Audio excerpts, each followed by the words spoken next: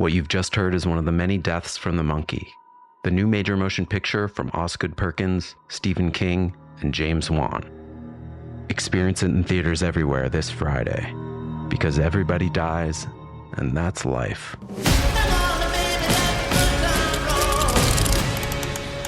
Let's have some fun. At T-Mobile, our critical mission is providing unparalleled 5G coverage for when connectivity is mission critical. Introducing T-Priority, America's best 5G network experience for first responders, even in times of congestion. More capacity, faster speeds, better coverage. T-Priority from T-Mobile, built for tomorrow's emergencies, ready today. Discover more at t-priority.com. For qualifying organizations on eligible rate plans, coverage not available in some areas and may be impacted by emergencies. Hey everyone, and welcome back to Big Mad True Crime, where we get big mad over true crime. I'm your host, Heather Ashley, and today's case is out of Ohio. Small talk sucks, so let's dive in.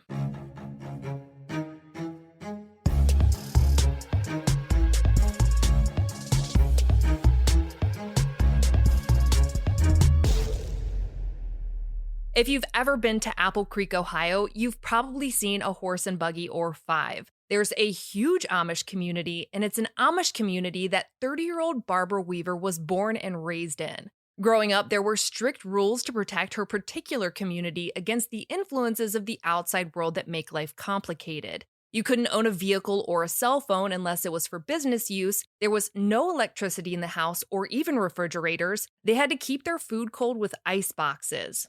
In the times we live in now, where our lives are literally built around convenience, everything that they lacked in convenience, they really made up for in community.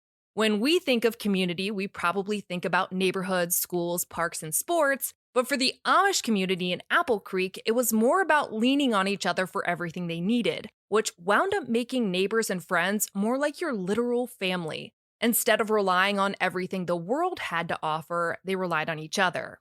Different families throughout the community ran small businesses, sold their own clothes, raised their own animals, and everything in between. The roles in the Amish community are extremely traditional. They marry young, have as many kids as life gives them, and the woman of the house generally stays home to take care of and teach the kids, while the man of the house usually provides. And that's exactly what Barbara and her husband Eli did.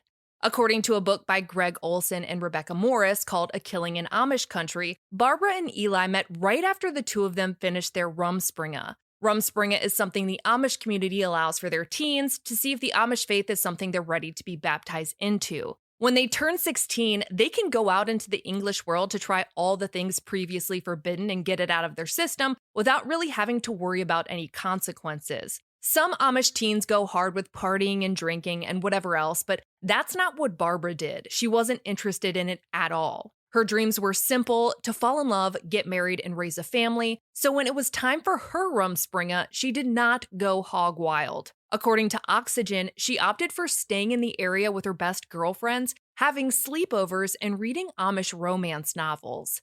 Little did she know, she was about to become the star of what she thought was going to be her own. As Barbara's Rumspringa was coming to an end, so was Eli's. They were obviously teenagers at the time, and Eli had one hell of a reputation, both good and bad, but forgiveness was a massive part of their lifestyle, so the bad was really overshadowed by the good. I can't tell you how many people I've seen quoted as saying that he was charming and attractive, and basically every descriptive word used to allude to the fact that he had what all the ladies wanted.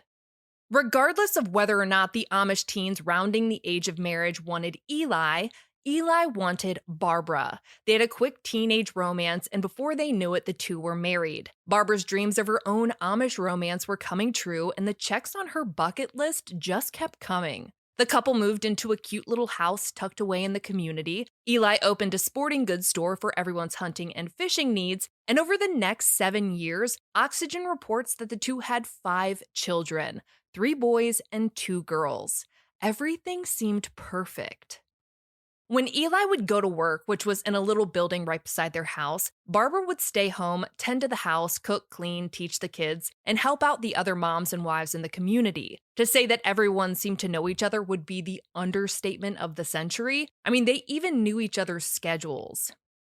On the morning of July 2nd, 2009, one of Barbara's neighbors was woken up by Barbara and Eli's oldest son. According to News 5, he told the neighbor that he tried to wake up mommy, but he couldn't.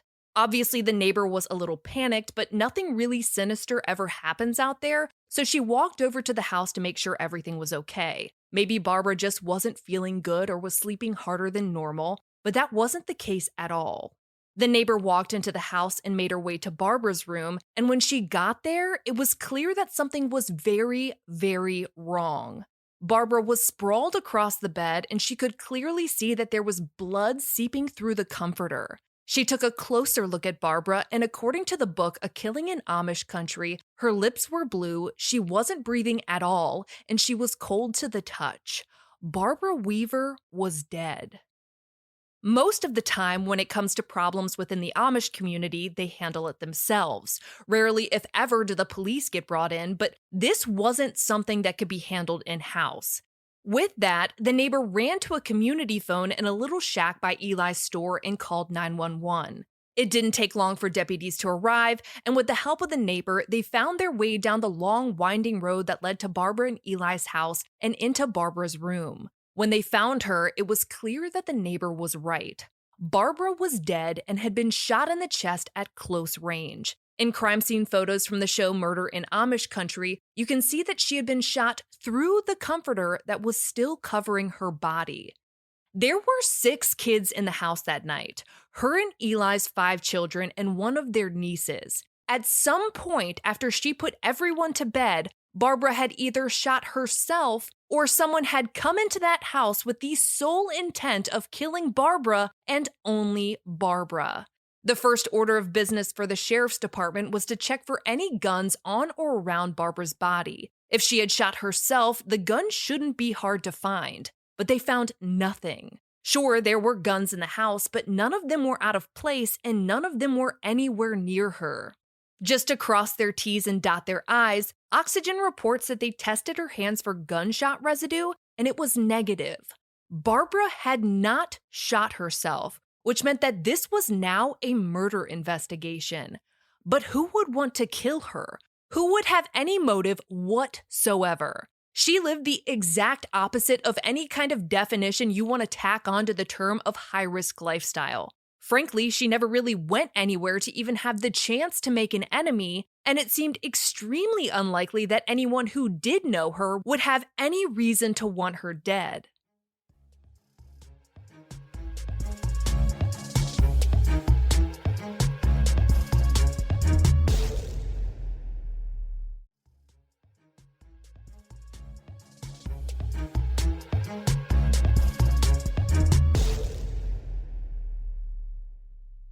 Sheriff's deputies needed to figure out who in the wild hell would have any motive to kill Barbara, and that started with trying to figure out where her husband Eli was, because he was definitely not at the house. Through witness interviews with the few people comfortable enough to talk to English detectives, Oxygen reports that investigators were able to figure out that Eli was an hour or so away fishing on Lake Erie with some friends and that he left around 3 a.m. that morning. Apparently, this was a pretty regular thing for him. One of the people in the community knew the guys that Eli went fishing with, and because one of them was English as opposed to Amish, they knew that he had a cell phone with him. Because of that, Murder in Amish Country reports that they were able to call that friend and get the message to Eli that his wife had been murdered and that they needed him to come back home. Eli seemed to be in shock and told police that he'd have everyone pick up and head back into town. 4 hours later, Oxygen reports that he finally made his way to the sheriff's office. I've seen different reports on Eli's demeanor while he was at the sheriff's office. Some say that he seemed like a completely distraught husband, and others say that he was strangely calm. That being said, the dude was there for the whole day, so there's a good chance that both are correct, depending on which hour of questioning you're talking about. Eli told deputies that he had nothing to do with his wife's murder and that he didn't know why anyone would want to kill her. I mean, what else did anyone expect him to say?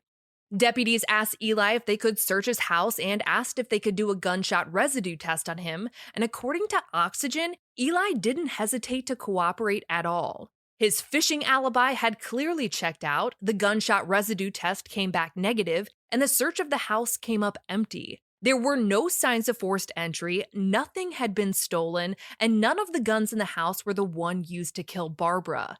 Eli seemed to be checking off all the boxes of an innocent, grieving husband, but there was something about this guy that wasn't sitting right with detectives. They knew something was off, they just couldn't put their finger on it. So, when in doubt, keep asking questions. Detectives questioned Eli for hours, and eventually he came clean.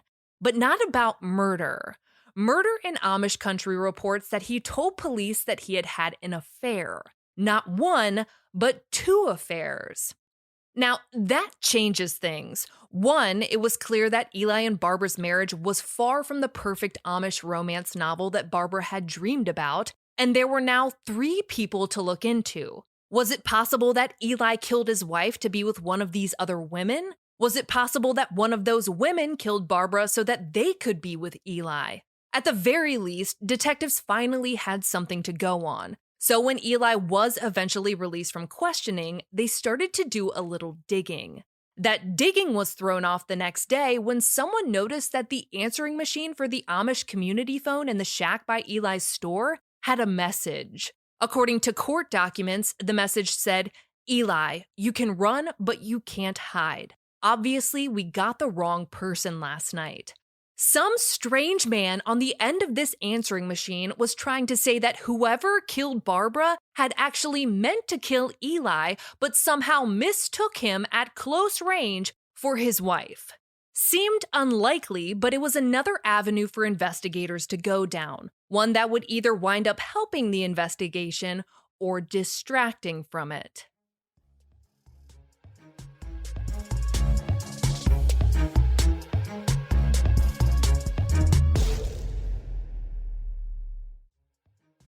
Ladies and gentlemen, we are now boarding Group A. Please have your boarding passes ready to scan. If your phone is cracked, old, or was chewed up by your Chihuahua travel companion, please refrain from holding up the line. Instead, go to Verizon and trade in any phone in any condition from one of their top brands for the new Samsung Galaxy S25 Plus with Galaxy AI and a watch and tab on any plan. Only on Verizon. With new line on My Plan. Service plan required for watch and tab. Additional terms apply. See Verizon.com for details.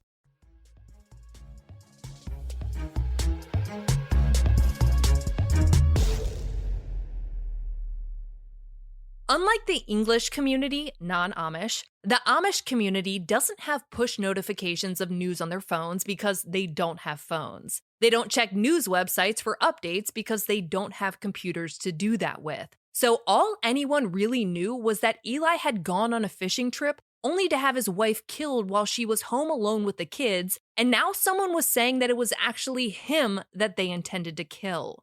The Weaver household became somewhat of a community meeting place. Whatever Eli and the kids needed, the Amish community was there to give it to them. Childcare, food, time to sleep, you name it, they were there for Eli and the kids. When it came time for Barbara's funeral, the entire community and then some showed up, except for one couple. Barbara and Eli had been really close friends with the Raber family. Barbara Raber, Edward Raber, and their 3 kids. They'd met a decade or so beforehand and really hit it off. According to Oxygen, Barbara Raber, who we're just going to refer to as Raber at this point, had left the Amish community a while back, but was a conservative Mennonite who lived just outside of town. Being a Mennonite, she was able to have the amenities that her Amish friends couldn't. So when it came to things like needing a ride into town for, a fishing trip, Raber was essentially an Uber driver for the Amish. She knew damn near everyone, and the fact that she hadn't showed up for Barbara's funeral was enough to make members of the community raise some eyebrows. Eventually, word of Raber's absence made its way to detectives working on the case, so she became person number 1 that they wanted to talk to next. They tracked her down and started asking some questions about her relationship with the Weavers, and eventually Raber admitted to having a full-blown sexual affair with Eli, one that Murder in Amish Country reports had gone back 10 years, but according to her, had ended long before Barbara was killed. With word of mouth starting to spread about Eli and Raber's affair, a second woman came forward on her own to tell police that she too had had an affair with Eli. And according to Oxygen, he had made some really fucked up comments about Barbara while they were together, like asking her if he'd help him kill her, telling her to run Barbara over if she ever saw her in the driveway, and mentioning that he knew which mushrooms were poisonous. Eli would always follow up his insane comments with something along the lines of, "I'm just kidding." I am fully aware that the comments we just talked about are a lot of homicidal red flags to digest all at once, but I want to dial it down to just one of them, and it's not the mushroom one. If Eli was having an affair with another woman, in what situation would she have ever even had the opportunity to see Barbara in her own driveway? Why would she have been anywhere near their house? If Eli was having an affair, certainly he wouldn't be doing it anywhere near his house because that's where Barbara and the kids always were. But alas, Eli was a shitbag of a husband. According to Murder in Amish Country, at one point, this sexual affair took place on the floor of Eli's hunting goods store, which was right beside his house. In fact, someone actually walked in on the two of them, and while the woman was mortified, Eli didn't seem to have a single fuck to spare about it. He wasn't worried that anyone was going to tell on him or that there would be any consequences for his actions. The affair with woman number 2 didn't last long, but much like his affair with Raber, the two stayed friends. The whole multiple affairs thing was shocking enough, but the detectives were more curious about how Eli even met woman number 2, because again, just like Raber, she wasn't Amish either. Where could he have even met her in the first place, let alone had a way to contact her to set up any times to hook up? As it turns out, while Eli appeared to be living a life by the regulations of his community, he most certainly was not. Woman number 2 told deputies that she'd met Eli online and that they'd kept in touch through his cell phone. Oxygen reports that she'd met him on a website called Mocospace, which I'd never heard of, so I looked it up, and it's basically exactly like MySpace with the layouts, glitter fonts, friends list, and quirky display names. If you're wondering what Eli's quirky display name was, it was Amish Stud, which he most certainly was not, and color me petty, but it's that kind of day. He put on his profile that he was looking for women between the ages of 18 and 35 and asked, "Who wants to sleep with an Amish dude?" Eli's adorable, loving, selfless wife was home alone raising his 5 children while he went fishing all the time, hooked up with women he met on the internet, and according to the New York Post, befriended people with usernames like Too Much Ass, 69 Smiley Girl, and Naughty Little Sexy Sex Slave. With a friends list like that, deputies knew that there was a good chance that woman number 2 was actually woman number something else, so the sheriff's department kept digging. First things first, they needed to figure out how he was accessing the internet at all. If they could get a hold of the computer or cell phone, who knows what else they could find. That's where woman number 2 comes back in. She was ready and willing to help the investigation any way that she could, and right then and there called the number that she had saved for Eli and left him a message asking about what was going on. Old habits die hard, and Oxygen reports that Eli got back to his once-upon-a-time mistress almost immediately. He told her that his wife had been killed and that he was staying at his parents' house. She didn't give a solitary shit about where he was staying because, frankly, no one did. That wasn't the point at all. The mission had been accomplished. They knew Eli's cell number, and they could start to pull the records to try and piece things together. And piece by piece, they did. The first thing they realized when they ran Eli's cell number was that it wasn't registered under his name. No. According to the book A Killing in Amish Country, Eli's cell phone was registered under Raber's friends and family plan, which meant that that merry band of assholes had a lot of explaining to do. And so it began. With the verification that those two had clearly left some hefty details out of their stories, detectives dove deeper into their digital lives and found an avalanche of incrimination. I hate saying that criminals are morons because it's their stupidity that gets them caught, and that's a good thing, but these two were fucking idiots. It's like they'd never heard of a phone call and instead detailed every single fucked up homicidal idea they'd ever had via text message. According to Oxygen, Raber had texted Eli several different times with suggestions like giving Barbara something to make her sleep, spicing a cupcake with medication, and getting a can of carbon dioxide to leak under her bed and make it look like carbon monoxide poisoning. Obviously, she's not the brains of any major scientific institutions, but let's be honest, we're not expecting much out of these two at this point. Considering the fact that they were willing to discuss poisoning Barbara with gas, you have to take into account the fact that 5 kids also lived in that house, but Eli couldn't have given a single fuck. At one point, Oxygen reports that Eli suggested Raber just blow up the house, and when she asked him about the kids, I shit you not, this monster told him, it's okay, they're innocent, they'll go to heaven.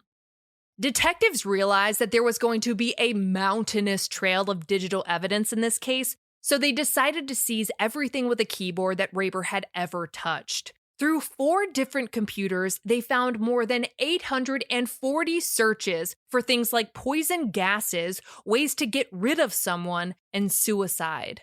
It goes without saying that there's no surveillance that shows you who searched for what on a computer in a household with 5 people in it, but if it looks like a duck and it quacks like a duck, it's probably a duck, and Raber was most definitely a duck.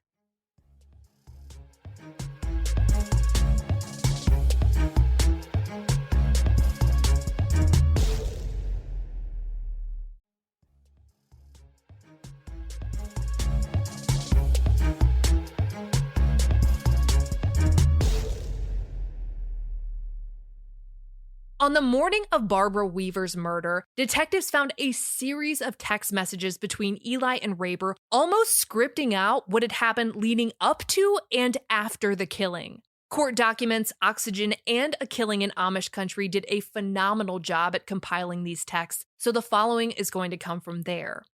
On June 1st, the day before Barbara's murder, Raber texted Eli that the next day would be a good day to do it because he'd be out of town on that fishing trip.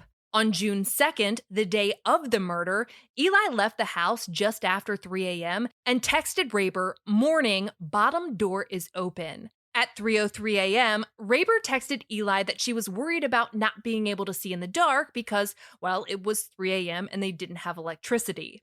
It took about 20 minutes, but eventually Eli casually texted her back saying, "Take a light with you, hun. Moi." The romanticizing of homicide here is painful. After that, Raber sent some text about being scared and asking if she could drive behind the pines, getting approval for parking logistics so she could get to the house unseen. And in time, Eli sent Raber a text reminding her not to leave anything behind. Between those last texts and the call Eli got while he was fishing, Barbara was shot and killed in her home. Raber texted Eli later that afternoon telling him, "Whatever you do, don't give them your cell phone, please," and then asked him about changing their phone numbers, hoping that it would make them untraceable. Raber had enough knowledge about cell phone tracing to know that it would be an investigative tool into the murder of her lover's wife, but in a really odd turn of events, court documents state that it wasn't her phone number she changed, the one that would have pinged as she made her way to Barbara's house. Instead, she changed Eli's. Why, I couldn't tell you. But regardless, it didn't help either of them get away with anything, and in the end, everything they did before, during, and after Barbara's murder is exactly what got them caught.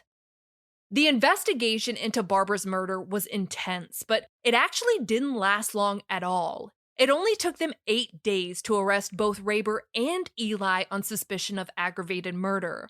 When the police got to Raber's house, which according to Murder in Amish Country was a scene straight out of Hoarders, she basically fell out and started asking about her kids, what about her kids, and all of that. Something she had clearly put zero thought into when deciding to bring homicide into her personal affairs. Not her 3 kids and not Barbara's 5 kids, aside from that brief moment where she wondered what would happen to them if she just blew up Barbara and Eli's house. After taking Rayber into custody, deputies marched on over to Eli's house and arrested him too. His children not only had to find their mom murdered in their home with their dad conveniently absent to protect them from the trauma of that situation, they had to watch their father be arrested on the suspicion that he was behind the act that caused that trauma. Those children not only lost a mother, but they also lost a father. And for what?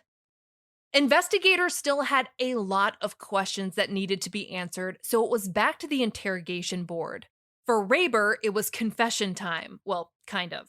She admitted that she'd killed Barbara, but she said it was an accident. She said that she'd just gone there to scare her, but that when she got to Barbara's bedroom door, the shotgun accidentally went off.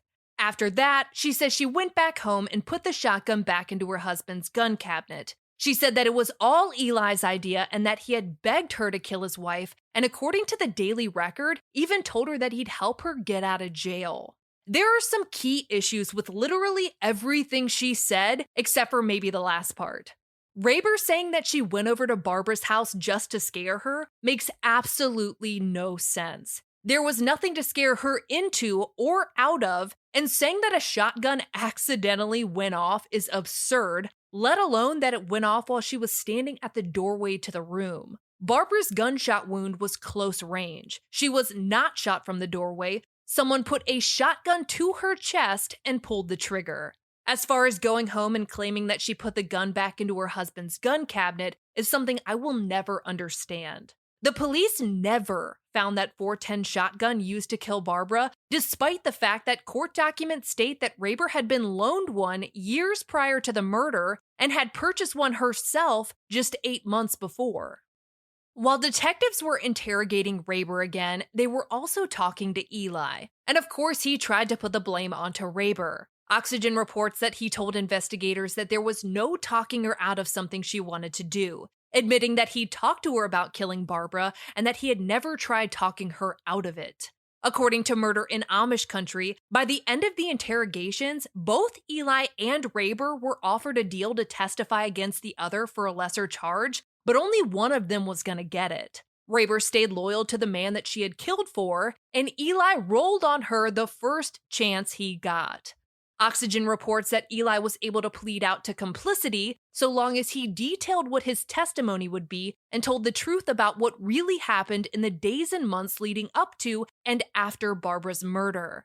At Rayber's trial, Eli took the stand and told the court that he guesses he just didn't love Barbara the way he should have, which is the understatement of a lifetime, considering the fact that at that hearing, the Daily Record reports that the world learned that not only had Eli cheated on Barbara with countless women, he had actually left his marriage and the Amish community to live with an English woman for 6 months before begging for forgiveness and coming back. Eli had also fathered a whole new child with one of the women he cheated on his wife with. Eli's testimony flat out admitted that he and Rayber planned Barbara's murder, and he said that he wasn't thinking clearly when they planned it. No shit. That being said, once again, he seemed to throw the weight of the blame on Rayber. According to court documents, he said that when he told her about wanting to kill his wife, Rayber mentioned the idea of poison and ran with it. Here are just a handful of the searches that Oxygen detailed in a piece that they did on the case. How much poison would kill someone? What kind of poison kills someone faster? How long does it take for poison to kill someone? Can you die from carbon monoxide poisoning? Poison strong enough to kill a human. Fastest poison to kill a person. How do you poison someone? Poisons you can drink. Which poisons kill humans? And does rat poison kill humans? You get the idea, but remember that there were more than 840 of them. At the trial, it was brought up that on 2 separate occasions, Barbara narrowly escaped a murder plot that she didn't know she was the intended victim of. Eli said that 2 to 3 weeks before Barbara was shot and killed, Rayber had given him poison pills, but he hadn't used them. In another instance, the Daily Record reports that Rayber was actually on the way to kill Barbara when she got scared and backed out. Clearly, that fear didn't last forever, not on the morning of the murder, and it also didn't stop her from trying to divert the investigation after the fact. Remember that strange message on the community phone about Eli being the actual intended target? As it turns out, the Daily Record reports that Raber had actually asked a friend of hers to call and leave that message. Now, I have several questions about why in the actual fuck anyone would ever agree to do that, but he said that he'd been friends with her for 6 years and never questioned her request. Okay. By the end of Raber's 3-day trial, the jury was sent out for deliberations, and it didn't take long before they unanimously found her guilty of aggravated murder. When it came time for sentencing, Raber was given a hefty one at 23 years to life in prison, but with Eli's plea deal, he wound up walking away with a whopping 15-year sentence. After Raber's conviction, her defense filed an appeal claiming that her statements to police during her confession shouldn't have been allowed into court because when she asked, "Can I have an attorney?" they didn't stop questioning her. In an interesting turn of events, the judge acknowledged that they absolutely should have stopped questioning her until she had a lawyer present, but noted that the statements she made to law enforcement weren't what convicted her. That it was the evidence that convicted her and not the claim that she had accidentally shot Barbara from the doorway after only intending to scare her. In the end, the appeal was denied and both Eli and Barbara are still in jail to this day, but Eli won't be there forever. All Barbara Weaver ever wanted was a simple life, one where her only cares in the world were how much she was going to love her children and how much she was going to enjoy doing it with the love of her life by her side. Eli promised that to her, made her think she had it, and then one affair at a time, etched away at it until the last one stole everything. For all photos pertaining to this case, check out Barbara's highlight at the top of my Instagram profile at @TheHeatherAshley, and join me there tonight at 8 p.m. Eastern, where you go live with me and we talk about today's episode and all other true crime cases on your mind. If you like your podcast ad-free, head over to our Patreon at patreon.com/BigMadTrueCrime, or for just $1 a month, your episodes are totally ad-free. If you need more episodes in your life, for just $5 a month, you get a bonus episode on the first Monday of every month. All your episodes are ad-free, and you'll also receive a forever discount code for all Big Mad True Crime merch. And of course, anytime you sign up, you get instant access to all previous bonus episodes. I'll be bringing you a brand new case a week from today, and I cannot wait. But until then, we out.